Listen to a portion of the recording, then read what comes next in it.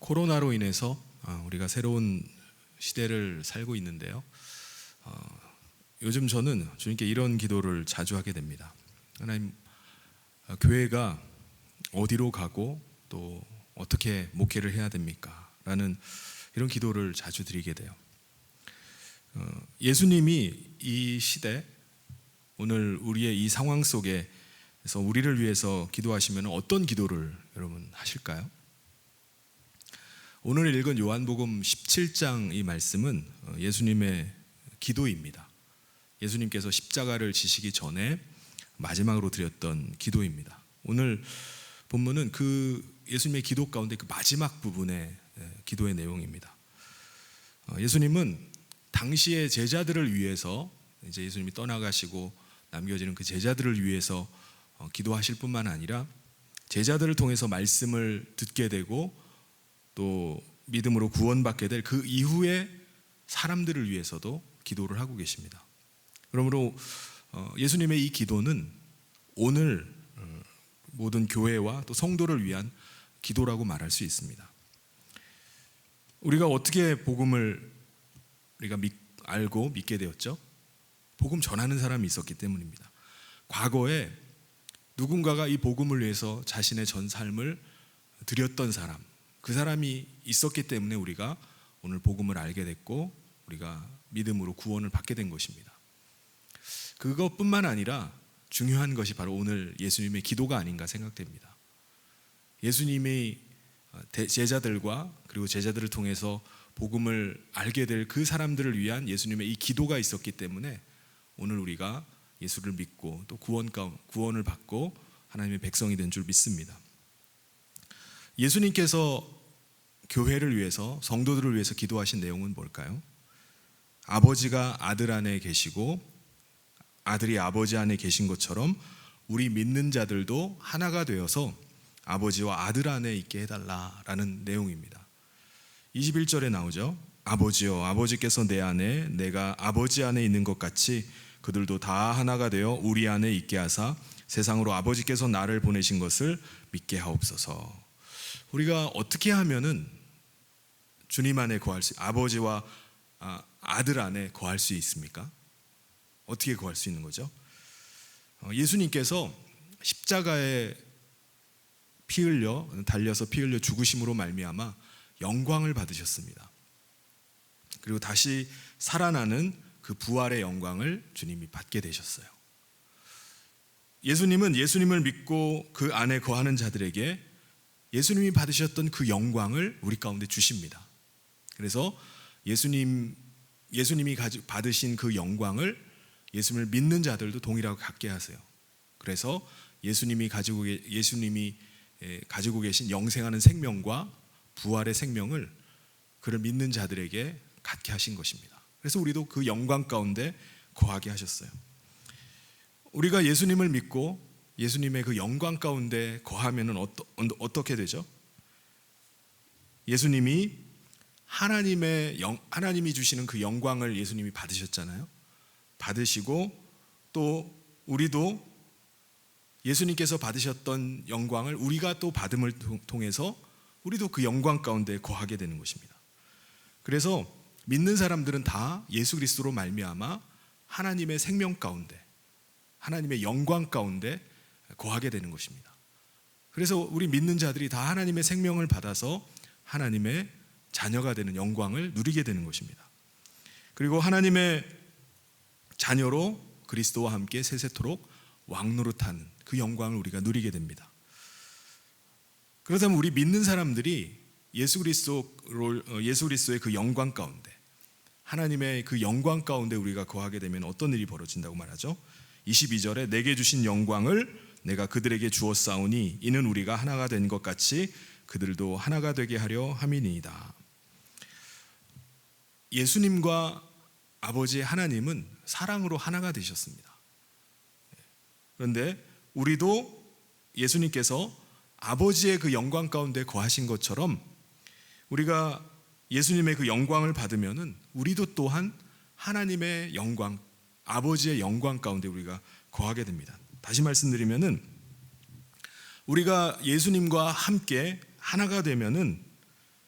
하나님과 예수님의 그 사랑 가운데 우리가 들어가게 되는 거예요. 예수님과 하나님 사이의 그 사랑 가운데 우리가 함께 동참을 하게 되는 것입니다.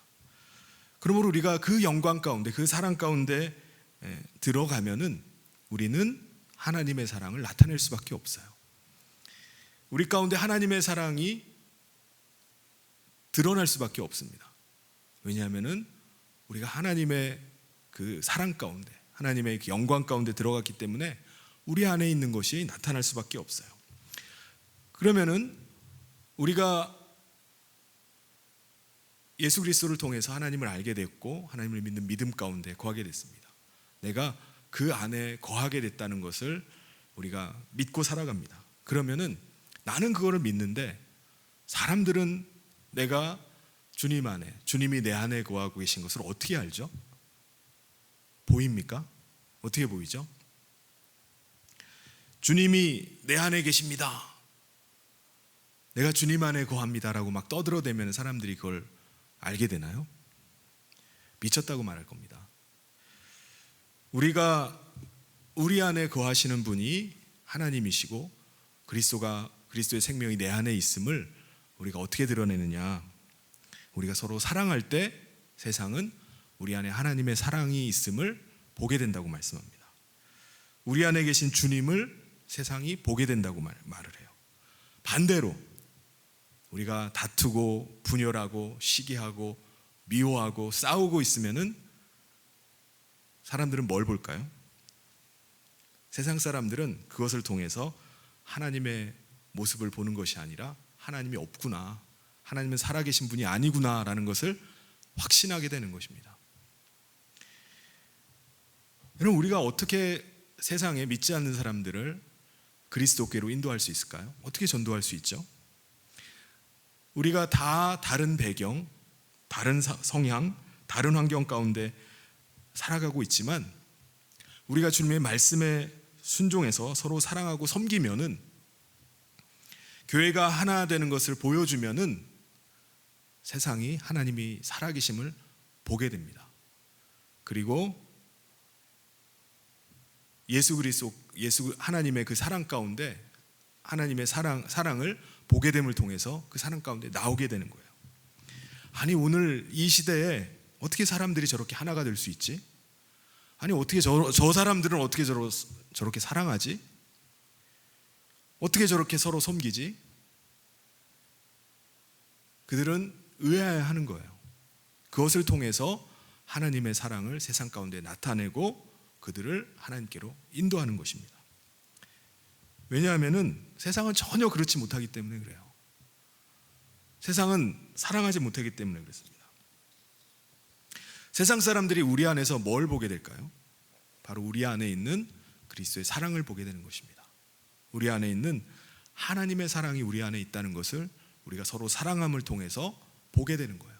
아, 정말 하나님의 사랑이 있구나. 우리가 다 각자 다른 사람들인데, 다른 성향의 사람들인데, 하나가 될 수 없는 사람들인데 하나님의 사랑이 이들을 하나로 만드는구나, 하나 되게 하는구나.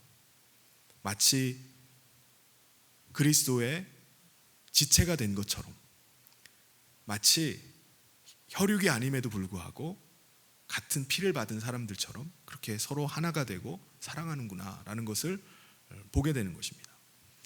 그래서 23절에 곧 내가 그들 안에 있고 아버지께서 내 안에 계시어 그들로 온전함을 이루어 하나가 되게 하려 함은 아버지께서 나를 보내신 것과 또 나를 사랑하심 같이 그들도 사랑하신 것을 세상으로 알게 하려 함이로소이다.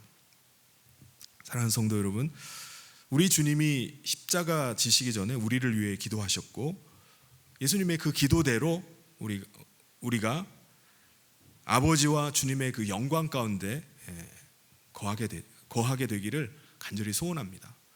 주님이 마지막에 이렇게 간절하게 기도하신 것은 우리가 그 사랑 가운데 거하는 거예요. 우리 안에 하나님의 사랑이 나타나기를 원하시는 것입니다. 오늘 이 시대 속에서 세상 사람들은 전혀 그럴 수가 없는데 어떻게 저렇게 다른 사람들이 하나가 될 수 있을까? 어떻게 서로 한 몸이 된 것처럼 저렇게 살아갈 수 있을까? 그것을 우리 가운데 나타내기를 소원합니다. 오늘 우리가 사는 이 시대는요, 정말 무한 개인주의, 이기주의, 이런 것들이 아주 팽배한 시대에 살고 있습니다. 불법이 성함으로 사랑이 식었다는 그 말씀과 같이 오늘 그 어느 시대보다 내로남불, 부정과 부패가 난무한 시대를 살아가고 있어요. 고위공직자들의 부정을 저지르고 불법을 저지르는 것을 그냥 태연하게 하는 것을 보면서 사람들은 불신하는 사회가 됐어요. 어느 사람도 믿지 못하는 사회가 됐습니다. 남의 일에 무관심하게 되고 다른 사람과 엮이는 것을 꺼려합니다. 그냥 각자 도생으로 그냥 알아서 살아가는 거예요. 근데 오늘 우리의 신앙도 혹시 이런 시대적인 조류와 닮아버린 것은 아닌가라는 생각이 듭니다. 이게 무슨 말이냐면은 아버지와 그리스도의 사랑을 우리 가운데 있는 그 사랑들을 나타내기보다는 그냥 내 믿음, 내 가족, 내 것만을 챙기는 그런 신앙생활을 하고 있는 것은 아닌가. 이기적인 신앙생활이죠. 자기만을 위한 신앙생활을 하고 있는 것은 아닌가라는 생각이 듭니다. 하나님은 아들을 우리 가운데 내어주셨습니다. 그리고 예수님도 기꺼이 인간의 몸을 입고 이 땅에 내려오셨습니다. 그리고 십자가를 지셨어요. 이 하나님과 예수 그리스도의 사랑을 받은 사람이라면 이제 우리가 그 사랑을 나타내야 될 때인 줄 믿습니다. 하나님이 세상을 사랑하신 것을 우리를 통해서 드러나야 될 줄 믿습니다. 사랑하는 성도 여러분, 우리가 믿는 지체들에게, 내가 사랑하는 다른 성도들에게 다가가서 우리의 사랑을 나타내야 될 줄 믿습니다.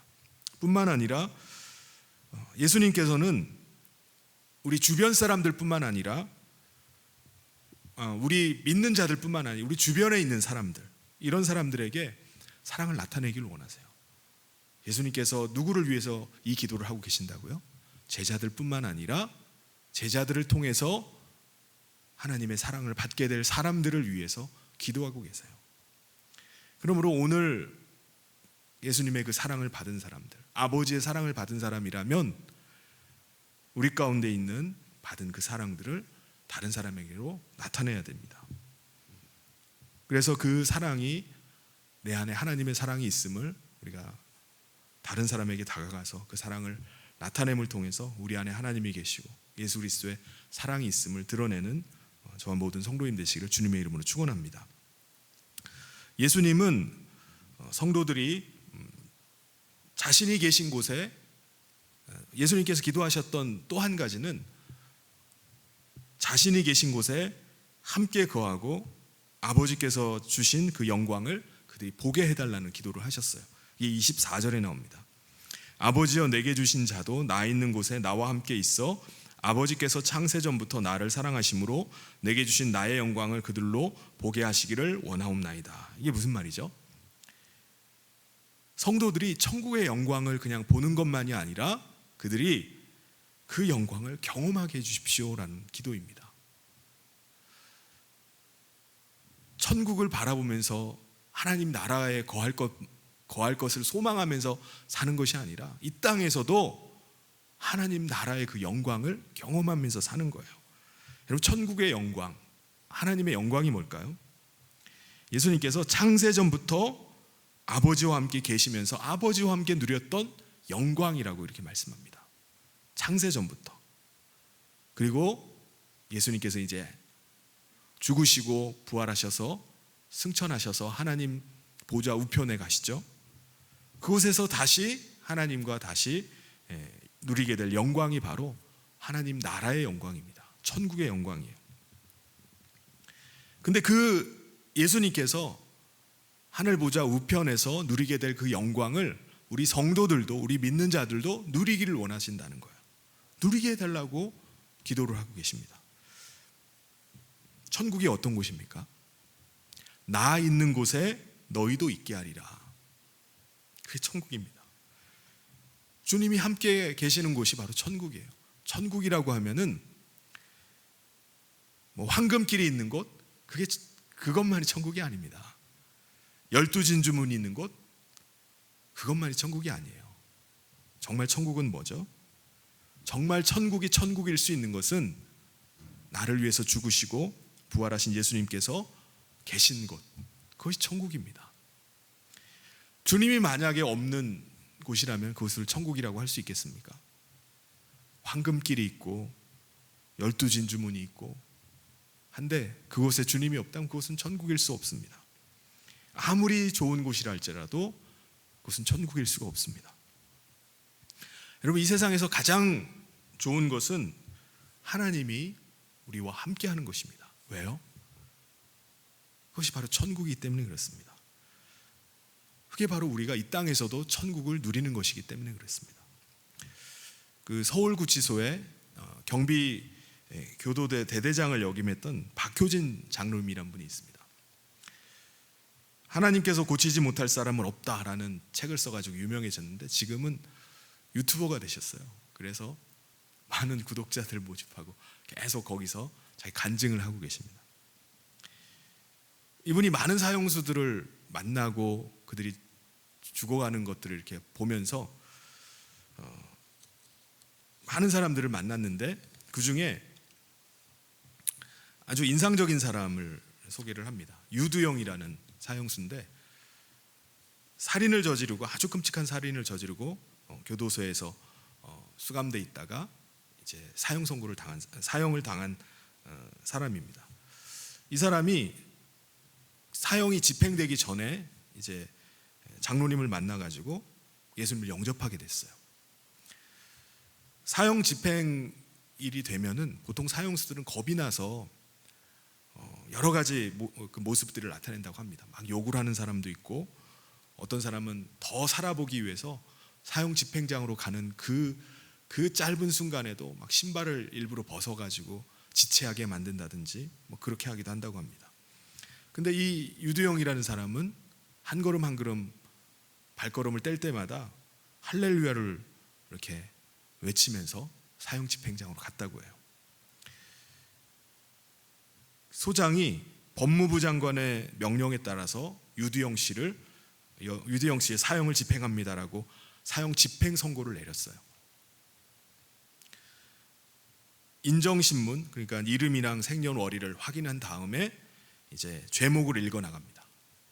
이 사람이 어떤 죄로 인해서 사형을 집행한다라는 공식적인 이런 절차입니다. 근데 이 사람이 갑자기 손을 들더니 이의를 제기하는 거예요. 소장님, 부탁이 있습니다. 소장님께서 읽으시는 그 죄는 제가 하나님을 알기 전에 지은 죄입니다. 제가 조금만 더 일찍 하나님을 알았더라면 저는 절대로 그런 죄를 짓지 않았을 것입니다. 이제 예수님 믿고 8년이란 긴 세월을 살다가 하나님의 나라에 들어가게 됐는데 하나님이 다 용서해 주시고 기억도 하지 않는 그 죄를 다시 들으면서 하나님의 나라에 들어가고 싶진 않습니다. 용서받은 깨끗한 영과 몸 그리고 하나님 나라에 갈 수 있도록 부끄러운 그 죄악들을 읽지 말아 주시기를 바랍니다. 아주 단호하고 당당한 목소리로 이렇게 소장에게 부탁을 했습니다. 그러니까 소장이 그 이야기를 듣고 눈물을 흘렸다고 해요. 마지막 종교에 따라서 여러 가지 절차들, 그 원하는 것들을 하는데 임종 예배를 드리게 해달라고 해서 임종 예배를 마치고 마지막 유언이 있으면은 남기라고 하는 그 질문에 이 유두영이라는 이 사형수가 이렇게 말했다고 합니다. 소장님 그리고 검사님, 제 마지막 부탁은 여기에 계신 모든 분들이 다 예수를 믿는 것 그 하나밖에 없습니다 라고 마지막 말을 남기고 이제 마지막 집행장으로 갑니다. 얼굴은 수건으로 가리고 밧줄 올가미를 그의 목에다 이제 채우게 됩니다. 근데 찬송 소리가 들렸다는 거예요. 바로 이 사람이 사형 집행을 당하면서 수건을 뒤집어 쓰고 마지막 찬송을 부르는 겁니다. 그때 불렀던 찬송가가 바로 하늘 가는 밝은 길이라는 찬송입니다. 3절에 보면은 내가 천성 바라보고 가까이 왔으니 아버지의 영광 집에 나 쉬고 싶도다. 나는 부족하여도 영접하실 터이니 영광 나라 계신 임금 우리 구주 예수라. 이런 찬양을 부르면서 그가 마지막 이제 숨을 거뒀다고 합니다. 찬송을 부르면서 형장의 이슬로 사라져 버린 거예요. 여러분, 우리 예수님께서 우리를 위해서 기도하신 것이 무엇입니까? 우리가 예수를 믿고 나 있는 곳에 함께 거하기를 원한다. 장래 죽은 뒤만이 아니에요. 이 유두영이라는 사람이 예수를 믿고 나서 8년 동안의 삶이 주님과 함께하는 삶이었습니다. 주님께서 우리에게 원하시는 것은 우리가 죽은 다음에 그때 하나님 나라의 영광을 보면서 하나님과 거하는 것이 아닙니다. 지금 우리가 이 땅에 사는 동안에 주님과 함께 영광 가운데 거할 때 거하는 것, 그 하나님의 나라를 경험하면서 하는 것, 그것을 주님이 위해서 기도를 하셨습니다. 여러분, 우리가 이 땅에서 주님과 함께 영광 가운데 거하는 삶은 어떤 삶일까요? 모든 게 다 만족스럽고 문제가 하나도 없고 근심, 걱정 아무것도 없는 그런 늘 평안한 그런 상태, 그게 주님의 영광 가운데 거하는 삶인가요? 그것은 우리가 이 땅을 떠나서 완전한 하나님의 나라 가운데 들어가게 될 때, 그때 우리가 누릴 것입니다. 우리가 이 땅에 사는 동안에는요, 끊임없는 시험과 유혹 그리고 고난이 찾아옵니다. 우리를 흔들고 우리를 넘어뜨리려는 사탄의 계속되는 공격이 있습니다. 그런데 우리가 주님의 영광 가운데 우리가 거하고 있다면 그것을 넉넉히 이길 수 있어요. 왜냐하면 주님과 함께하기 때문입니다. 그것이 하나님 나라를 경험하는 거예요. 그 가운데 평안을 잃지 않는 것입니다. 이것이 바로 하나님의 나라입니다. 주님이 그토록 마지막에 기도하셨던 그 기도예요. 예수님이 이렇게 기도했었습니다. 15절에 내가 비옵는 것은 그들을 세상에서 데려가시기를 위함이 아니요 다만 악에 빠지지 않게 보존하시기를 위함이니이다. 주님의 궁극적인 관심은 우리가 주님이 계신 곳에 영원히 들어가서 영원히 함께하는 것입니다. 그런데 주님이 이런 기도를 하신 것은 우리가 천국 갈 날만을 손꼽아 기다리면서 그 날만을 기다리면서 이 땅에서 사는 것은 너무나 힘들고 괴롭다고 하면서 울상짓고 괴로워하고 한탄하면서 사는 것을 원치를 않으십니다. 예수님이 이 땅에 사는 동안에도 주님과 함께 천국에 사는 그 기쁨을 누리면서 살기를 원하시는 것입니다. 주님과 함께하고 계심을 믿고 세상의 유혹과 세상의 핍박 가운데서 넘어지지 않고 승리하며 살기를 원하시는 겁니다. 선한 싸움을 싸우고 고난을 이기면서 승리하는 삶을 살기를 원하시는 거예요. 하나님께서 우리 가운데 허락하신 그 인생의 길, 소명의 길을 향해서 달려가는 삶을 살기를 원하시는 것입니다. 끝까지 그 믿음을 지켜나가기를 원하시는 거예요. 사랑하는 성도 여러분, 우리 주님이 계신 그곳에 들어가서 영원히 우리가 거하게 되겠지만은 이 땅에서도 우리가 그 은혜를 누릴 수 있기를 바랍니다. 우리 주님과 함께 있는 곳이 바로 천국입니다. 그러하기 때문에 우리가 이 땅에 있는 동안에는 믿음의 선한 싸움을 싸워야 됩니다. 지금 내가 고난 가운데 있다 할지라도 고난 때문에 우리가 눈물 짓고 힘들어할 수는 있지만은 그것 때문에 믿음 가운데서 실족해서는 안 돼요. 세상의 유혹을 이겨내고 달려갈 길을 달려가야 됩니다. 모든 사람들이 다 주님 계신 곳으로 들어가고 주님과 함께 거하는 것이 아닙니다. 예수님을 대적하고 하나님의 뜻을 거슬렀던 유대인들에게 예수님이 하신 말씀이 있어요. 요한복음 7장 34절에 보면 너희가 나를 찾아도 만나지 못할 터이요 나 있는 곳에 오지도 못하리라 하시니, 예수님이 계신 곳에 다 갈 수는 없습니다. 나 있는 곳에 오지 못할 자도 있다라고 말씀하셨어요. 누가 그곳에 주님과 함께 영원히 거할 수 있죠? 24절에 아버지여 내게 주신 자도 나 있는 곳에 나와 함께 있어. 내게 주신 자들, 아들에게 주신 자들, 그들이 주님이 계신 곳에 함께 거할 수 있다고 말씀합니다. 아버지께서 아들에게 주신 자, 그 사람은 누구죠? 하나님을 아는 사람입니다. 하나님의 사랑을 받은 사람이에요. 그리스도의 사랑이 그 안에 있는 사람입니다. 그 사람이 바로 아버지가 아들에게 주신 사람들이에요. 26절에서 말씀하죠. 내가 아버지의 이름을 그들에게 알게 하였고 또 알게 하리니 이는 나를 사랑하신 사랑이 그들 안에 있고 나도 그들 안에 있게 하려 함이니이다. 여러분, 우리의 인생의 최고의 기적은 뭡니까? 여러분의 인생에 있어 최고의 기적은 뭐라고 생각하십니까? 많은 것이 있겠지만은 우리가 하나님 아버지를 알게 된 것이 우리 인생의 최고의 기적인 줄 믿습니다. 내가 하나님의 사랑 안에 거하게 된 것이 가장 큰 기적인 줄 믿습니다. 그러면 우리가 어떻게 해서 그 사랑을 알게 되었고 그 사랑 가운데 거하게 되었죠? 예수님께서 그 사명을 감당해 주셨기 때문에 그렇습니다. 예수님께서 이 기도를 하시고 십자가를 지셨기 때문이에요. 그래서 우리가 하나님의 이름을 알게 되었고 그 사랑 가운데 거하게 되었습니다. 만약에 예수님께서 그 십자가를 나 도저히 못 감당하겠어라고 거부하셨다면 우리는 하나님을 알 수도 없고요, 하나님의 사랑을 받을 수도 없고 하나님의 사랑 가운데 절대로 거할 수가 없을 것입니다. 이제 우리가 아버지와 그리스도의 사랑 가운데 거할 수 있게 된 것은 바로 예수 그리스도께서 그 사랑을 나타내시기 때문이에요. 십자가를 지셨기 때문입니다. 우리가 그 사랑을 받았다면은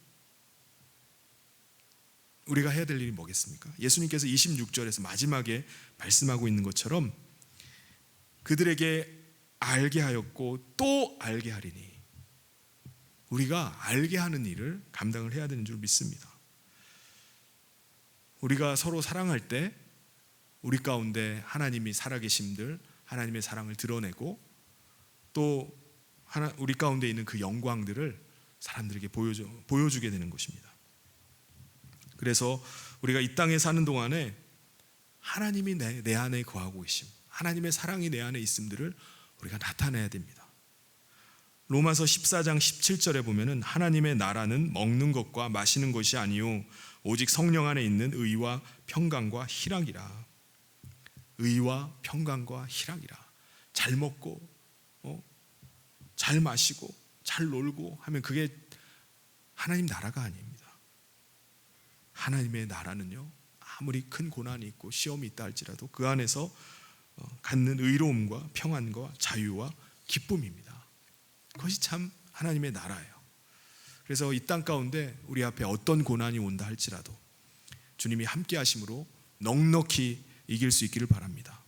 그리고 오늘 우리를 위해서 주님께서 마지막까지 십자가의 사명 감당하신 것처럼 오늘 우리도 그 사명, 우리 가운데 맡겨주신 그 사명을 감당해 나가기를 소원합니다.